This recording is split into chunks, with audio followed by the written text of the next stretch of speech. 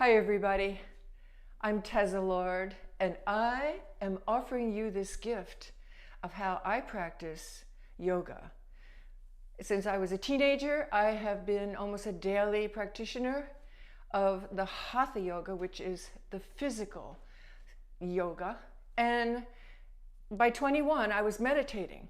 So what I'm offering to you is 7 videos, and they go step by step by step by step. And at the end of the 7 videos, you will know everything I know. And that's a lot of years of studying and practicing and sharing and teaching yoga. I am a professional artist and author and spiritual activist. So this is a special thing for me to do yoga videos because it's I'm so busy. I don't have time to teach, but this is my way of sharing with the world what I love, which is the practice of yoga. So we'll begin, and for you to know that each of the 7 videos will follow the consecutive steps by which yoga is based, which is a philosophy of energy and raising up of consciousness.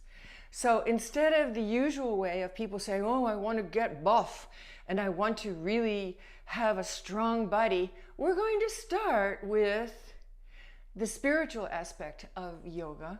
And that's because that's the most important, because it has to do with the breathing. So yoga is mental, physical, and spiritual. But first, this very first level of consciousness, which is called a chakra, is going to be about making friends with your breathing. And the reason we're starting with breathing is because all of life is about the breath. We breathe and therefore we're alive. So I wanted you to see my face because everything we're going to be doing is going to be in this space, which covers all different stretching of my beautiful 73-year-old body in just a week. And you'll be able to see all of me. I don't do any editing. I just give you what I've got. So I have a seat here, and believe it or not, everything in yoga is based upon finally getting to this place, which is called the asana. It's not asana, it's asana. And an asana is where one meditates. So even though all the poses end with the word asana, tadasana, savasana, all the different garuasanas, and they all end, most of them do, with the ending of asana.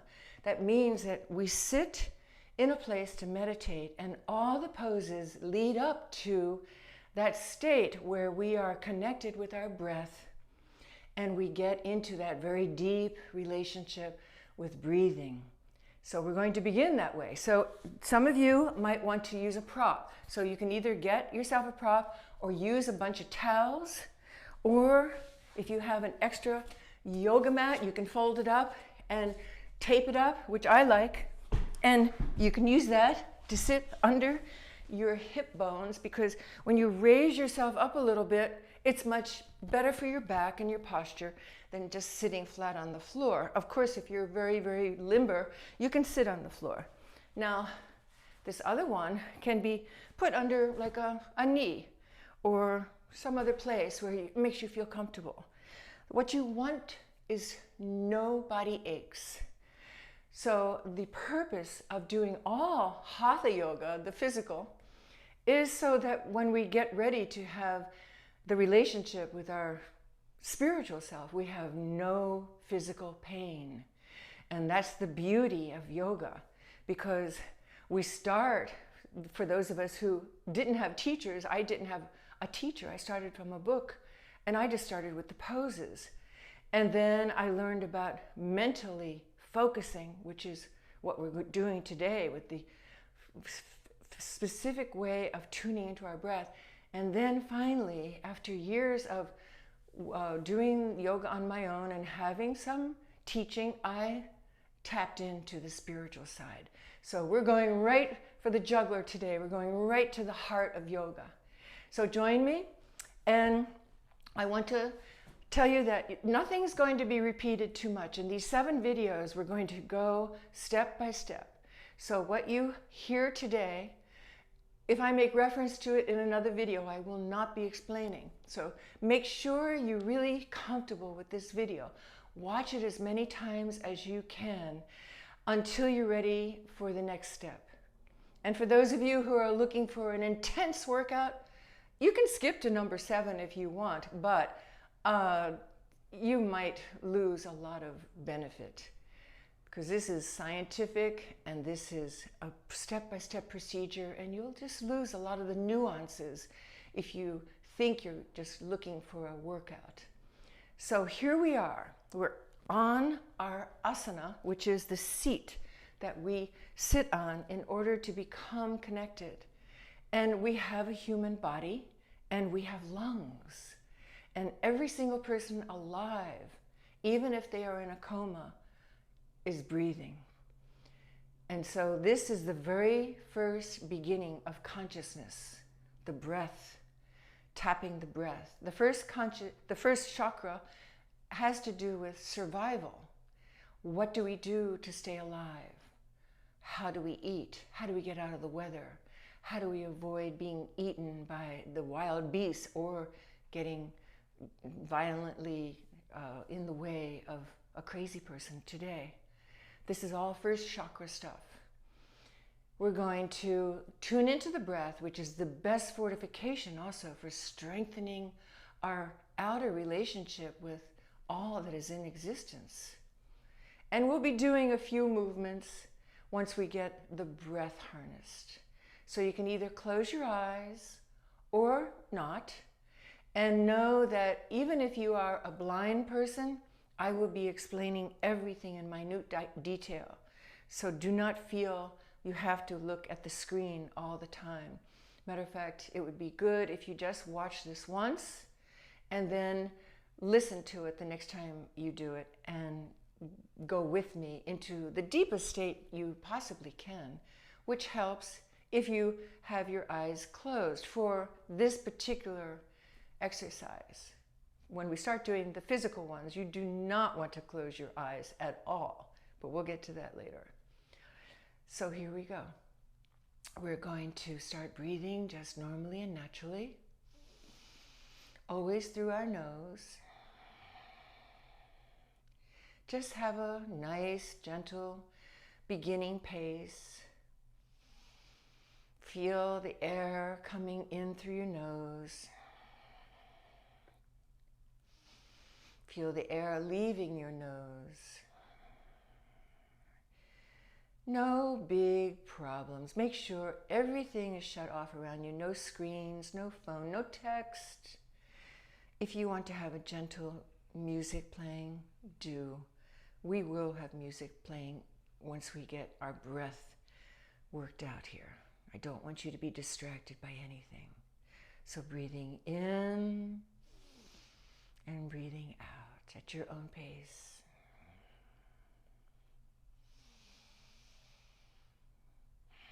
Now you can probably hear my breath, I hope, through the microphone,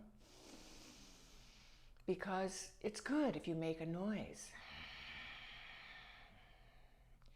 The noise is called ujjayi breath, which means the fierce warrior breathing. And you make it by tightening the lower part of your throat. So let's just practice how to tighten it. Pretend you have a birthday candle in front of you and you go, blow the candles out. You feel that tight at the bottom of your throat? Or whisper your name. You can feel that tightness at the bottom of your throat. Now keep that tightness as you're breathing. And hear how you can hear the breath.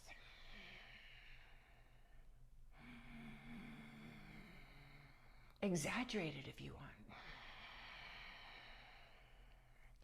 Make the breath so it becomes your teacher. That's what this is all about. Yoga is tapping into our inner power. I'm just guiding you how. Once you understand all this, you won't need a teacher unless you want to explore the many, many different ways of doing yoga that people have.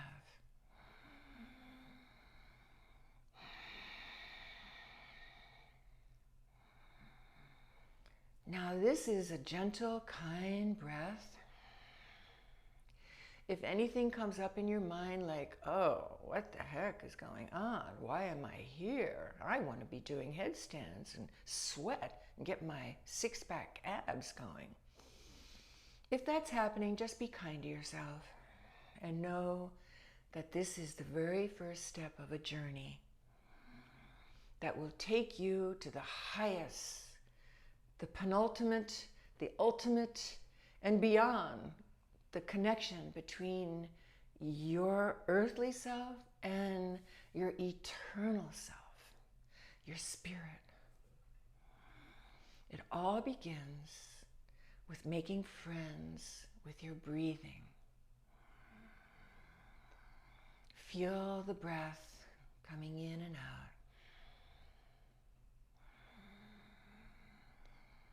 Feel the comfort of knowing that this is your gift of life. Now we're going to go into a next step of counting the breath in. Breathe in, 2, 3, 4. Breathe out, 2, 3, 4. Breathe in. Breathe out. Breathe in. Breathe out. Breathe in. Breathe out. Continue counting. Continue breathing, of course. And know that you're now engaging your mental capacities with something that is spiritual.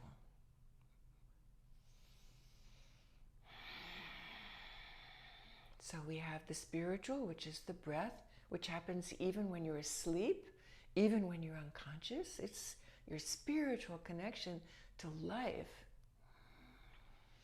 Then we go into the mental, which is watching the breath for a certain length of time. It could be a count of 5 if you're more comfortable, or a count of 3 if you have a lung issue. Whatever is most comfortable for you, make sure it's your comfort zone. Even though I'm suggesting a count of 4, experiment and see if you can maintain whatever count you have chosen.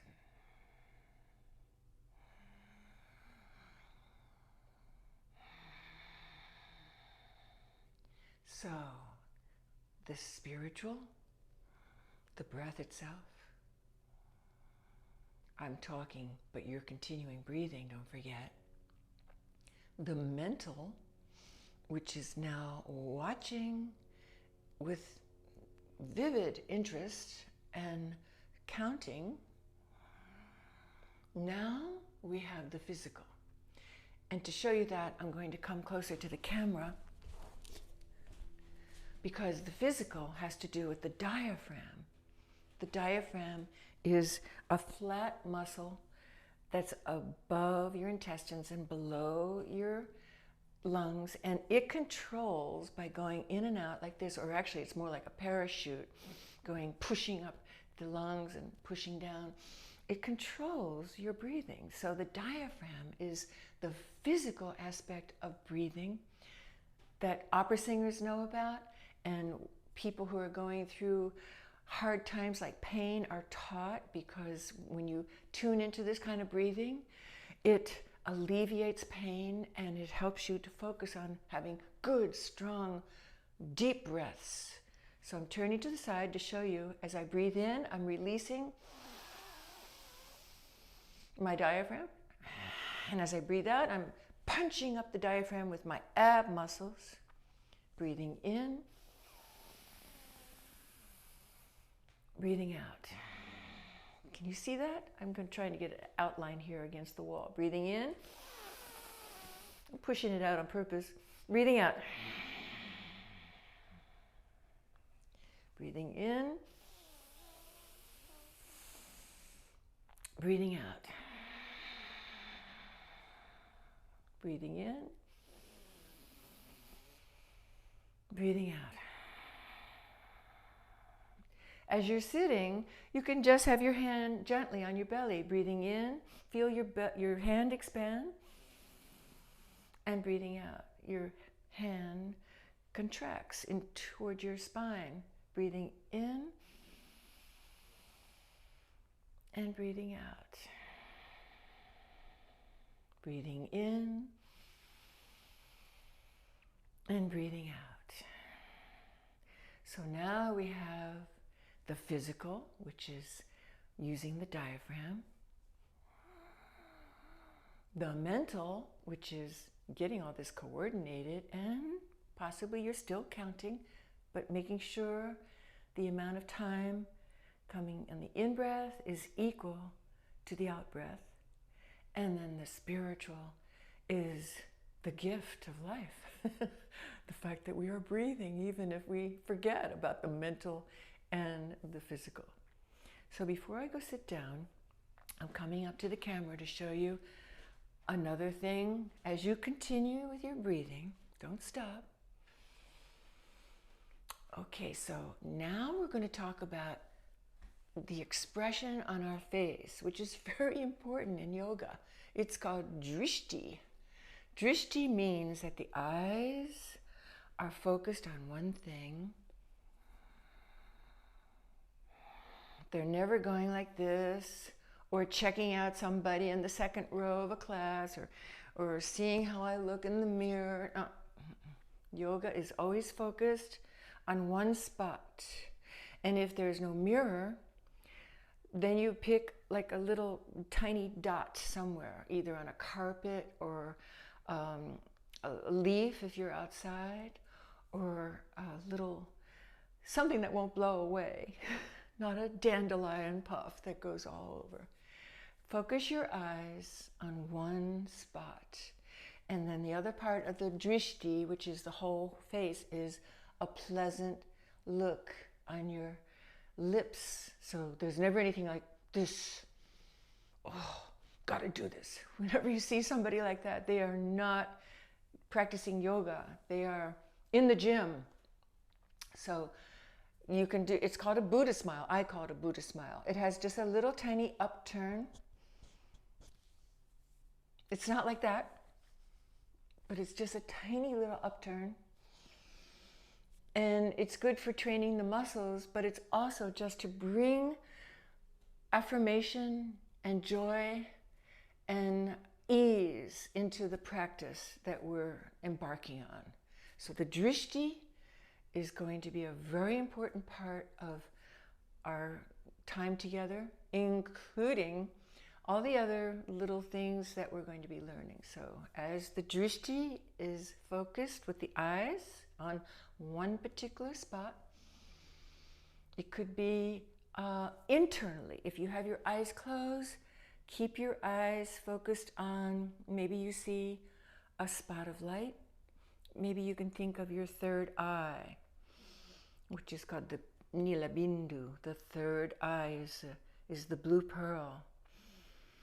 Or if your eyes are open, choose a little spot on the floor in front of you, or the rug, or a mirror is fine. I use a mirror, and I'll talk about that later. So I'm going to sit down now, because with our drishti working and our breathing, mental, physical, and spiritually attuned, and our posture comfortable, if you have to be like this for now, don't worry about it. That's going to get better as we do our work together. But if you can possibly just start rolling your shoulders back with the breath in and breath out. Don't forget to breathe. Even if I forget to say breath out, don't ever hold your breath. Breathing in and out. Gently roll those shoulders. And let's roll them forward.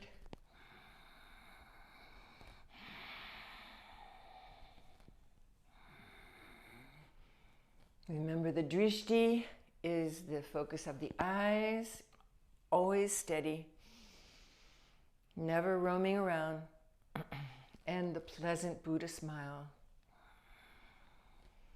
And once more, come back with our shoulders, breathing in and out. It's so quiet where I am in my yoga shed. I call it the Santosa shack, which means contentment. I can hear all sorts of things going in my shoulders and in my neck. And you will too if it's quiet enough where you are. It's good. It's all getting blood in there. So now I want you to breathe in and come up like you're shrugging, like, I don't know what's going on. And take your elbows in the back and try to touch them.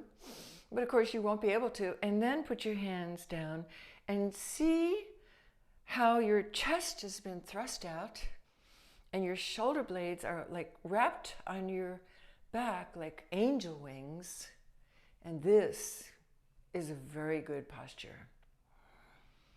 Of course, to maintain this, you have to have developed muscles to maintain this. So it may just be a stretch for a moment, and then you'll slump back into your ordinary one.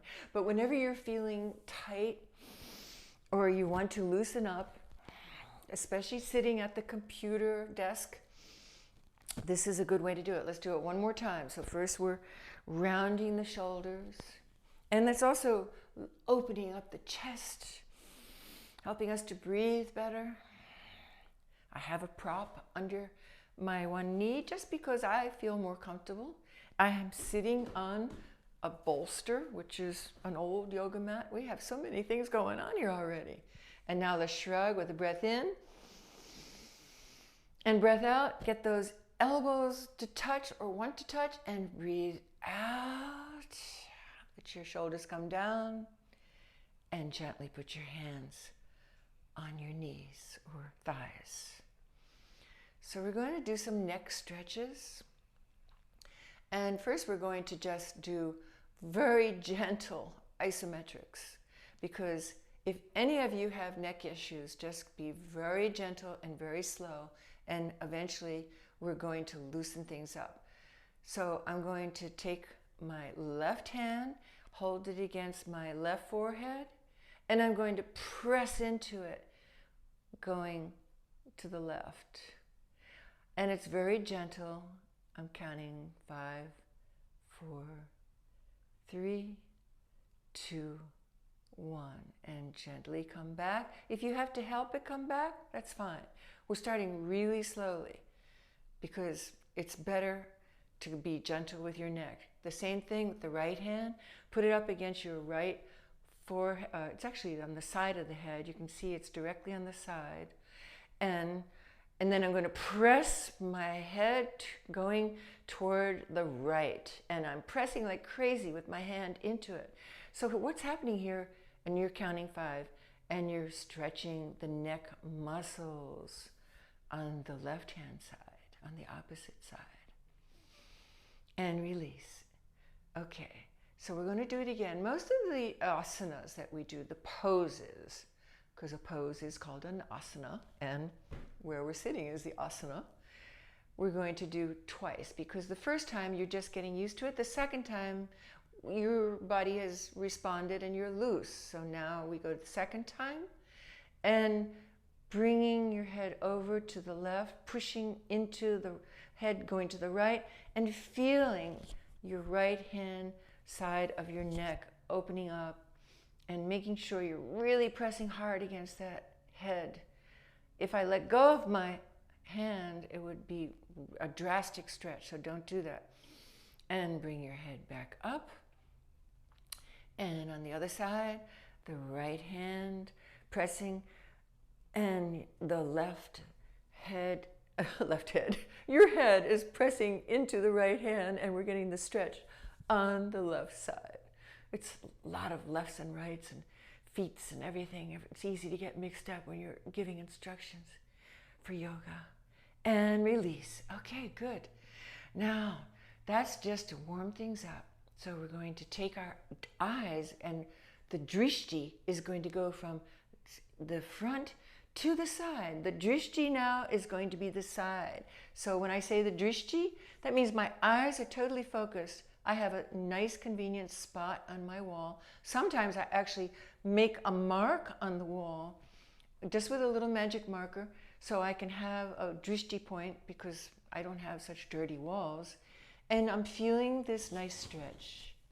And now we're going to take our head with the drishti in the front. Drishti goes to the right hand side. Pick another spot on that side of the wall and gently, not forcefully, feel your neck stretching to the left. And your eyes are focused on a spot. And come back. Now, here's the trick about the drishti. Whenever your eyes are moving, that's where your body wants to go. So the drishti is very important, not just for maintaining the serenity of a mood, to be optimistic and to be totally in a positive frame of mind, but it actually tells your body, we're moving in a different angle. So there's a relationship going on between every single structure in your body, just like we are a microcosm of what's happening in the world. Everything is interconnected. So true is with our body. So the second time now, we're going to take our drishti and move it to the left. Pick a spot and don't force yourself. Just pick a nice spot and your eyes can stay on that spot. Now take your eyes a few inches to the back of that spot and see what happens. See that, and you can feel a little difference, and check it out, what the eyes do. And gently come back, and everything's very easy and fluid. I always say it's like moving in a sea of honey. And now we're going to take our drishti and move it to the right. Once again, focus on one spot right across from your right shoulder. And now take your eyes and move them a few inches or feet, however you want, way to the back of that spot, and feel how your neck automatically gets an extra little boost. And bring it back. Very good. Wow, I hope you guys are having fun doing this. Okay, now we're going to do side turns, and I want to tell you there's a big difference between, a lot of teachers say, oh, try to get that ear to touch the side. No, what I'm saying is we want to open the neck up when we do these side stretches, so it's a really different head trip. So here we go. We're going to start with our drishti straight in the middle, and we're going to keep our drishti straight in the middle because we're not going to turn our head. We're going to bring our ear close to our shoulder, but the focus is on opening the neck on the right hand side. You can even put your right hand out and stretch and feel that wonderful stretch in your neck. Now don't forget, you're going to be continuing breathing. So here's the mental part of yoga. You have to coordinate all this. It keeps you very occupied. And we're going to come back up because we first just have a gentle stretch. Now we're going to take our drishti, keep it in the center, and bring our head over to the right, but we're focusing on stretching and opening up the left side of our neck as much as it wants to go, with our left hand out, palm facing forward, and breathing and feeling that stretch. Oh, it feels so good. Yum. And come back to center. Great. Now we're going to do it a second time.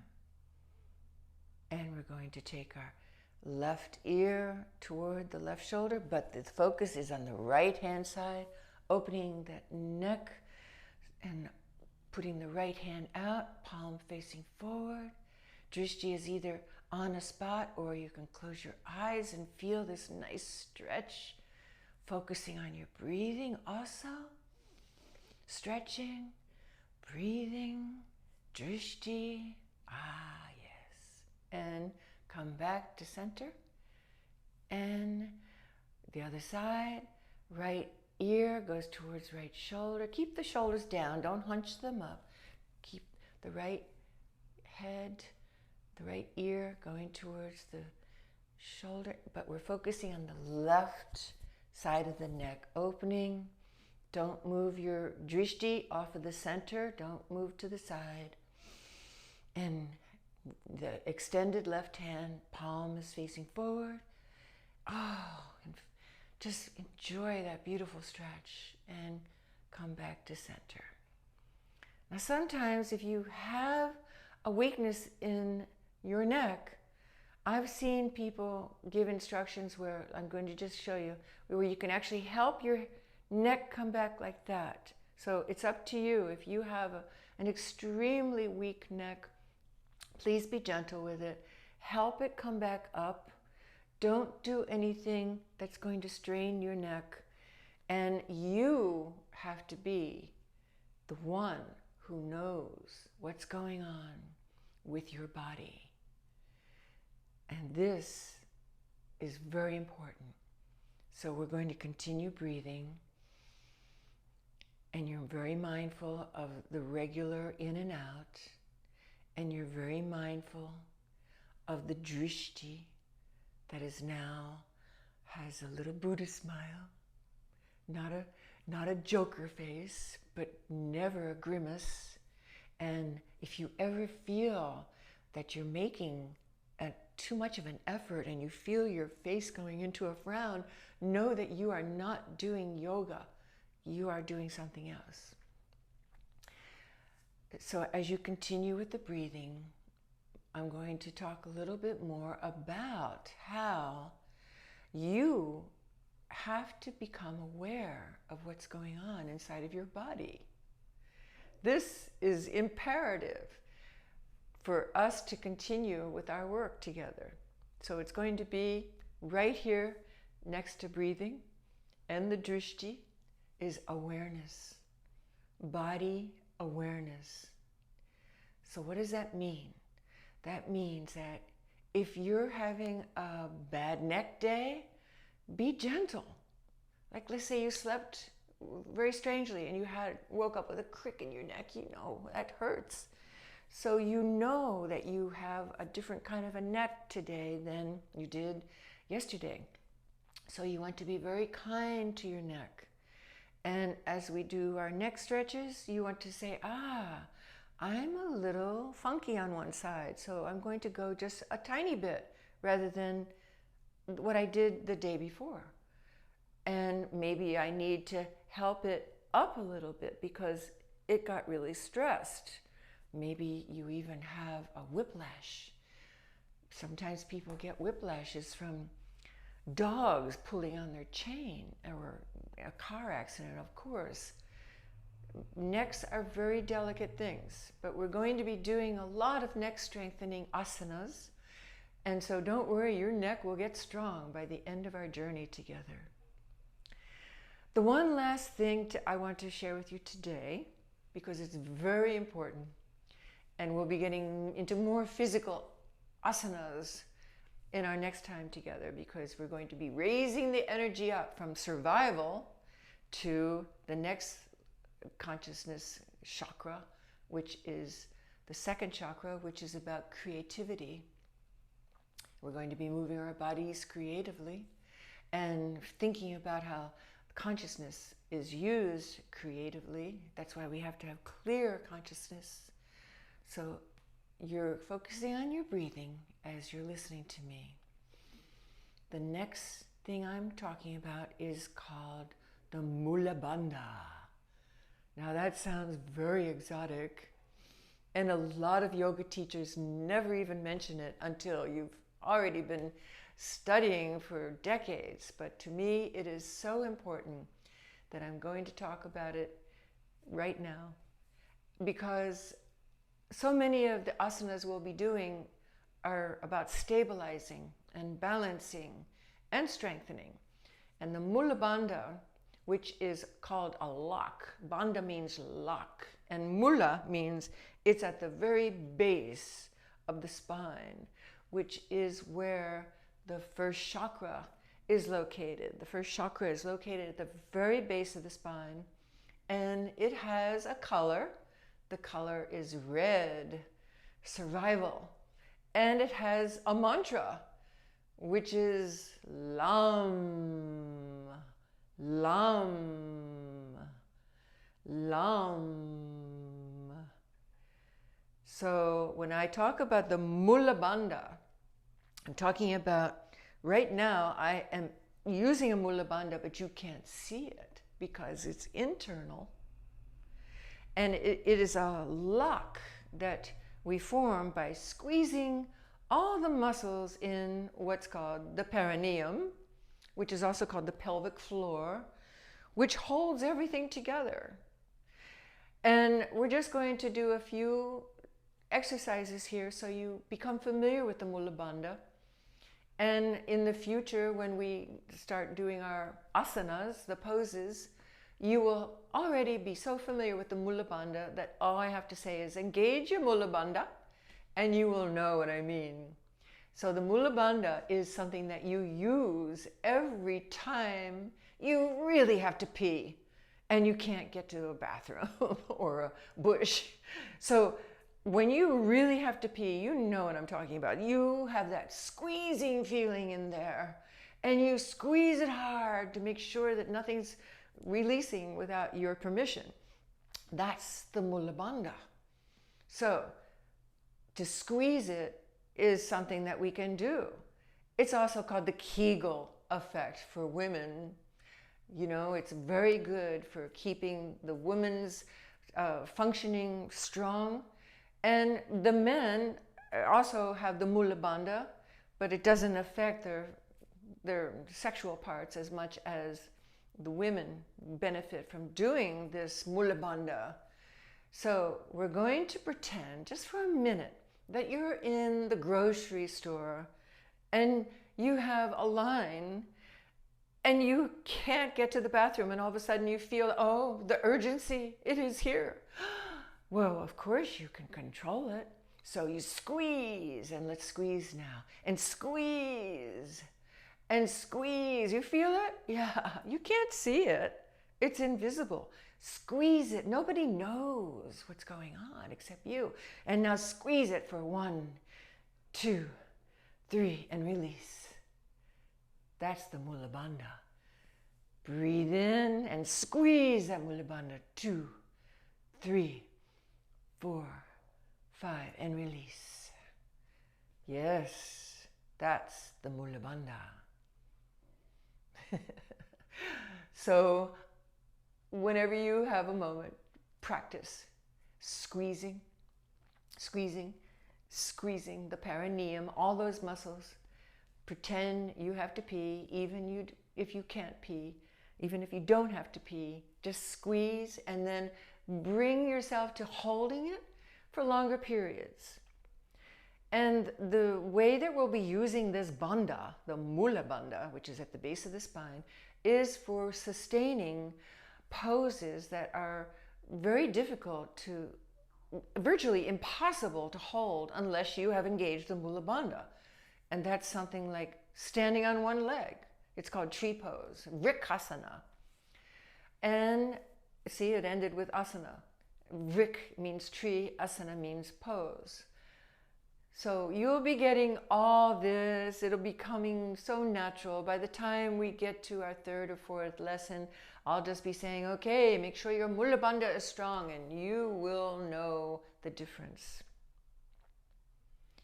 So now, as we continue breathing, we're going to go into our ending time here, which is always going to end with connecting to that sacred place inside of ourselves that is the whole point of the journey of doing yoga.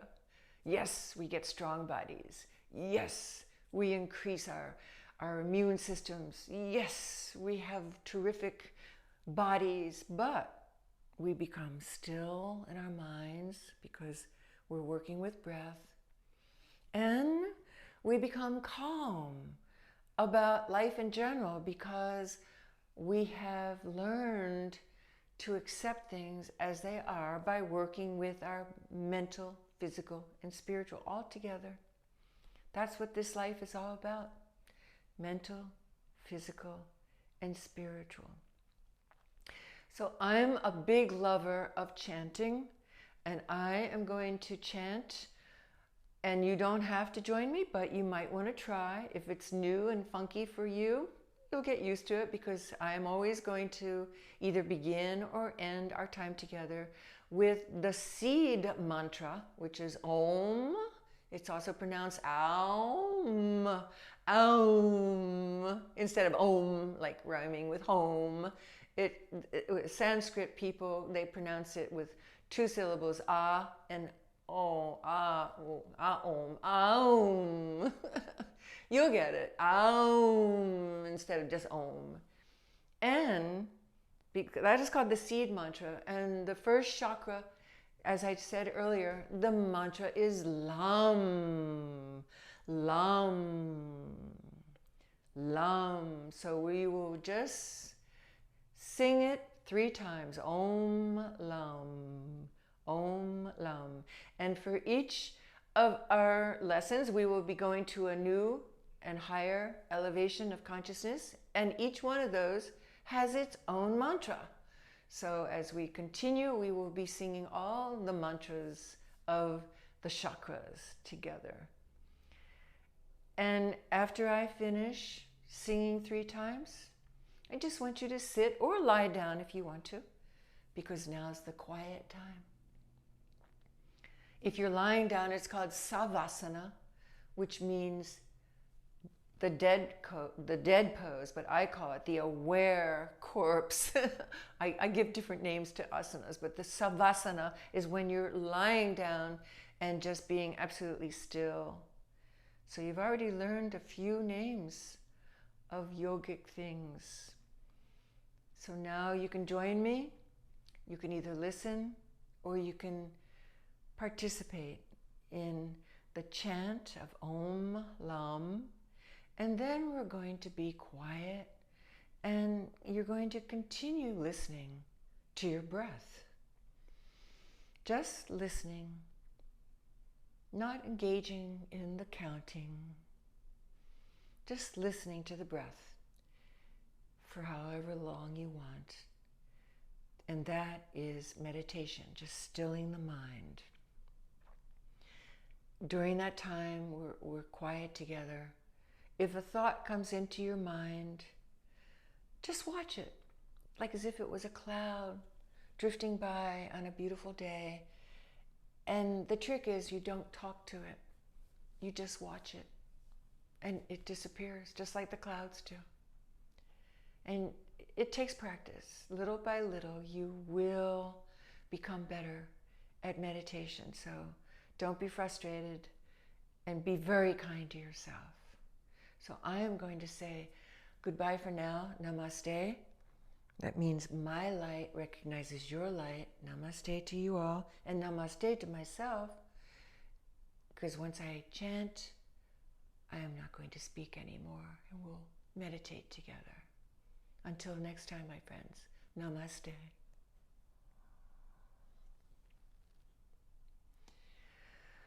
Om Lam.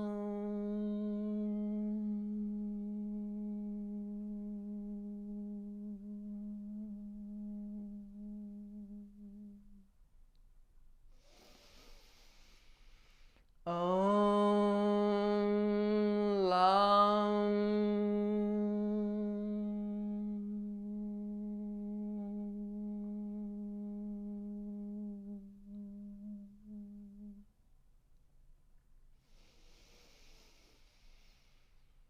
Om Lam.